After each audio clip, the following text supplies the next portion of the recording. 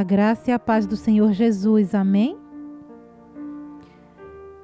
Bem, hoje eu trago um quinto estudo, que tem como tema como lidar com o demônio, como enfrentar esse inimigo, como esse inimigo foi criado no mundo e veio para as nossas vidas.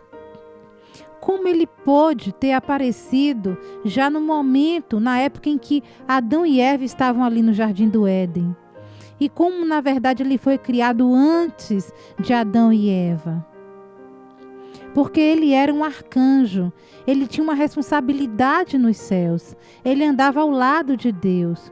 Mas com o tempo, ele começou a sentir, na verdade,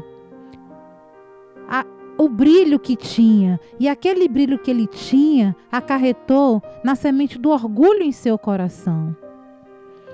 E Deus, percebendo isso, percebendo aquilo que ele tinha tentado tramar contra o seu Senhor, o expulsou dos céus juntamente com os seus aliados, aliados de Satanás, que dali foram expulsos. E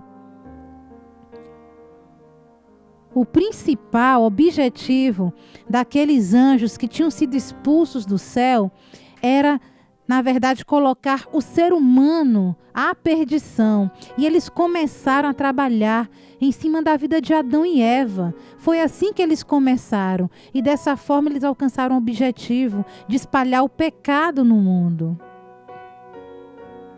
E, na verdade, isso tudo parece uma influência muito ruim, muito forte, porque o inimigo influencia o homem a matar, a destruir. O diabo induz as pessoas a desrespeitarem umas às outras. E o inimigo, ele não é um inimigo físico, ele não é apenas um inimigo que traz problemas físicos, questões humanas. Não, ele está trabalhando em todas as áreas, e assim as famílias vão se destruindo, vão brigando uns com os outros, vamos enfrentando inúmeras dificuldades nesse mundo.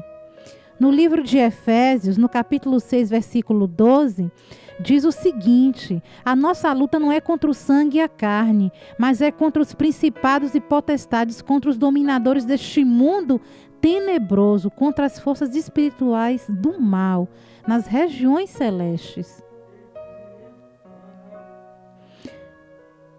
Porque essas potestades têm o poder de influenciar as pessoas, e o diabo está sempre induzindo cada um de nós, ele está sempre tentando manipular cada um de nós a pecar.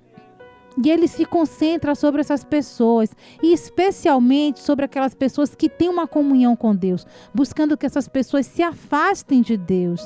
E o inimigo, ele está sempre trabalhando. E diante do problema, a gente precisa orar para repreender esse inimigo. Nós, cristãos, não podemos pensar que Deus nos abandonou quando a gente entra em queda. Não, mas precisamos vigiar, precisamos orar.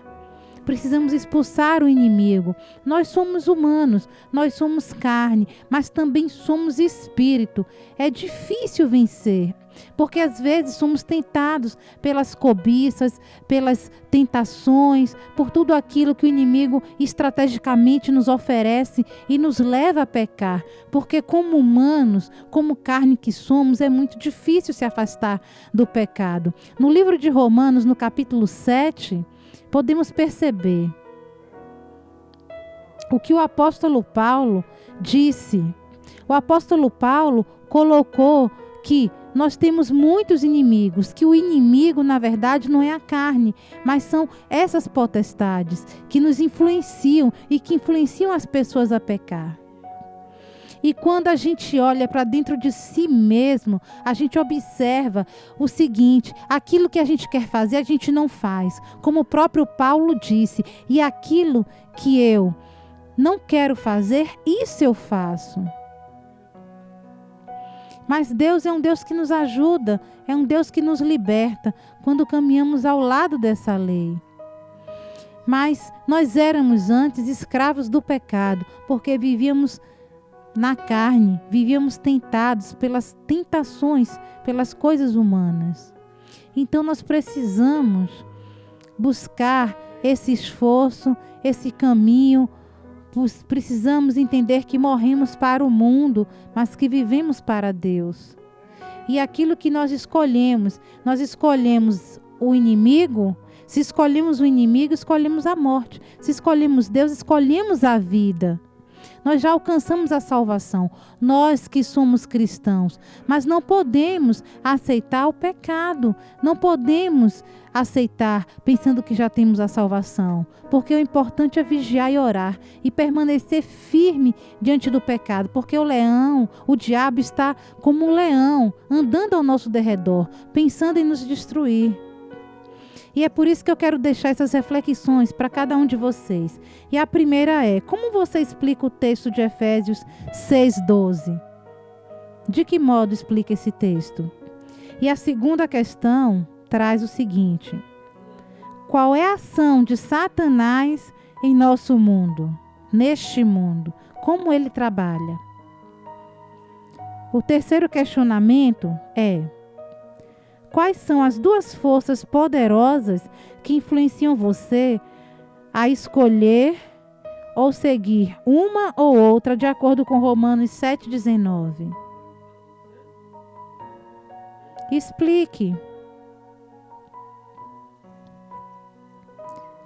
O quarto questionamento: o que você deve fazer quando enfrentar essas duas forças poderosas? O que você deve fazer para enfrentar essa força? E o quinto questionamento: qual o caminho você escolhe seguir? De acordo com esse estudo feito, diante do Senhor, diante de Deus, você escolhe Deus ou Satanás? E o porquê disso? Então eu peço que Deus abençoe todos vocês e deixe um forte abraço.